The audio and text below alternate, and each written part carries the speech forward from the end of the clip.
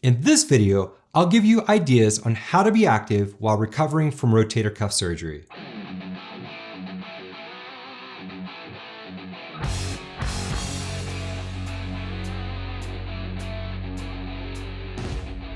For those of us recovering from shoulder surgery, we're going to be limited in what we can do for a while. Somewhere between the end of phase 2 and the start of phase 3 of physical therapy, most of us will hopefully get clearance to be a little more active. Recently, I received clearance to make additions to my activity. Thank God. I put together a condensed total body workout with variations for all ages and fitness levels, so just about everyone can benefit. Just make sure to clear all of these activities with your healthcare team first. I'm going to give you a lot of information and you may hear terms you aren't familiar with in this video.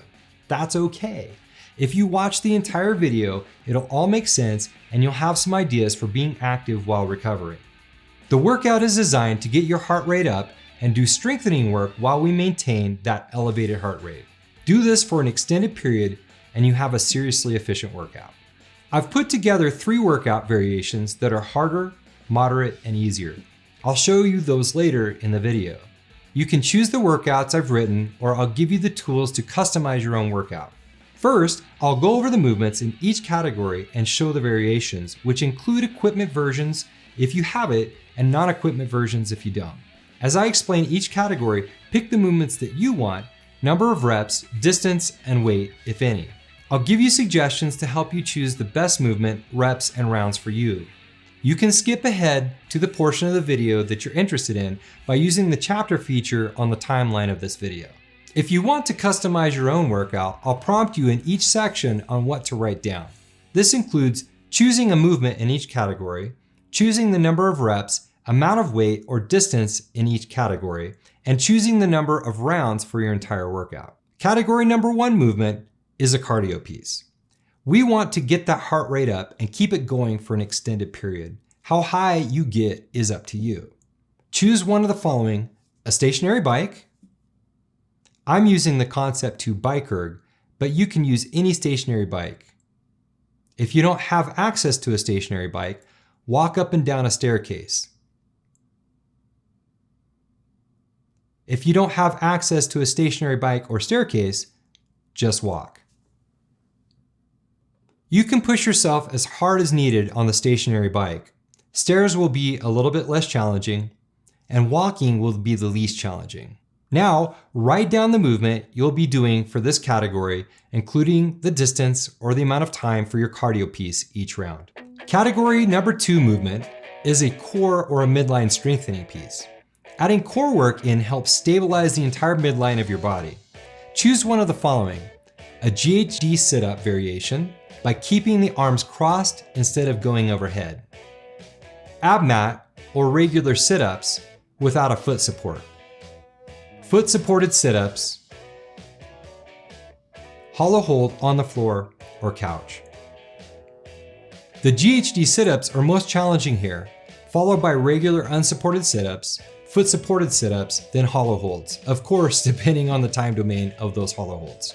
Most won't have access to GHD sit-ups, but I wanted to put it in here because some have access and it's a great movement. If you choose unsupported or supported sit-ups, let's double the reps of the GHD sit-ups to get a similar stimulus. With hollow holds, simply choose the number of seconds you'll be holding without breaking or stopping on each round. Now, write down the movement that you'll be doing in this category to include the reps for each round. Category number 3 movement is a lower and upper body strengthening piece. This really is the movement where the real workout is. We are focusing on both lower and the good side of our upper body. I will explain the movement in detail shortly. For now, choose one of the following: heavier weighted thruster, lighter weighted thruster, no weight thruster. Write down the movement you've chosen, including the number of reps for each round and the weight, if any. If you don't have a dumbbell but want to use weight, find something around your house that you can easily hold on to while doing a thruster. A used milk jug partially filled with water or sand is one idea. Thrusters work your lower body, core, and upper body. It's a movement many love to hate. Use a tight dumbbell or object with your good arm. For the first rep only, start with the dumbbell on the floor. Clean it to the shoulder by maintaining a straight arm until you are standing at full extension. With the dumbbell resting on the shoulder, squat down to parallel, then stand with the dumbbell on the shoulder. Using momentum from standing up, once at full extension, press the dumbbell from the shoulder to above the head until the good arm is fully locked out by the ear. My suggestion for the thruster is to use a much lighter weight than you think you need. Prior to surgery, I was using a minimum of 50 pounds on each arm at higher reps. But until I recover more, I'll be using around 35 pounds. Go as light as you feel is comfortable for you. The point is, don't go heavy or anywhere near it, even though it's your good arm. We don't want to introduce neural overload to the repaired shoulder, which is doing things on one side of your body that affects the other. When lifting heavier with our good arm, it could potentially cause issues with our involved arm and repair. I don't involve my repaired arm in the thrusters at all. As you can see in the videos, my repaired arm is at my side the entire time doing this movement. A round is simply repeating a series of movements. For example, if I do 500-meter stationary bike, 20 sit-ups, and 10 unweighted thrusters, I've completed one round of those 3 movements. If I complete 2 rounds, I've done those 3 movements twice. If I complete 3 rounds, I have done those 3 movements 3 times, and so forth. It's typically a good idea to do multiple rounds. If, for example, you do 5 rounds, like I did, you will think the first 2 rounds are easy, but that 4th and 5th round is where the rubber hits the pavement. Now, write down the number of rounds you'll be doing for this workout. I'm going to give you some suggested variations of this workout. You can compare your choices. But first, if this information is helpful to you, or you think it'll be helpful for others, like and subscribe. It'll help get this information out to those who need it. All right, on to the workouts.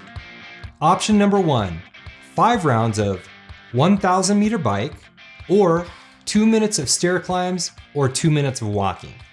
15 GHD sit-ups, or 30 sit-ups.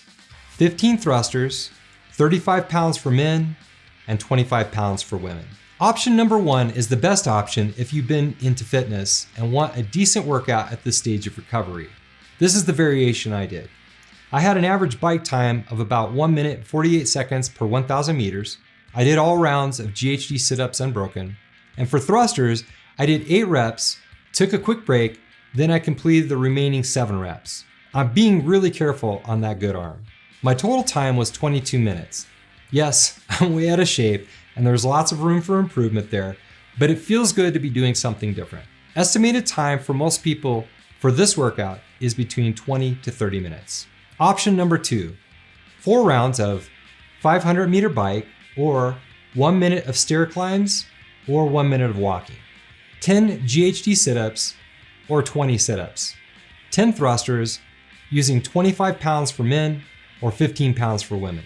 Option number 2 is a good choice if you haven't been working out for a while, but know you can do these movements. Raise or lower the rounds, weight or reps as you need. Estimated time for most people for this workout is between 12 to 20 minutes. Option number 3, 3 rounds of 250 meter bike, 30 seconds of stair climbs, or 30 seconds of walking. 10 seconds hollow hold on the floor or the couch. 10 thrusters with no weight. Option number 3 is great for those who have not been into fitness and just want to do something active.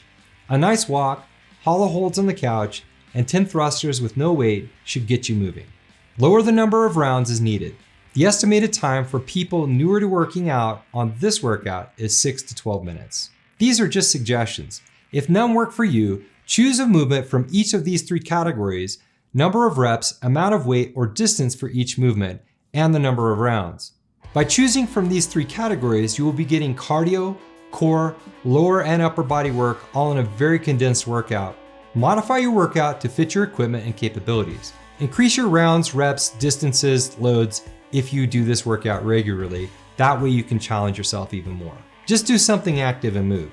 If you have any questions or need suggestions about the workouts, comment below and I will get back to you. That's all I've got for you.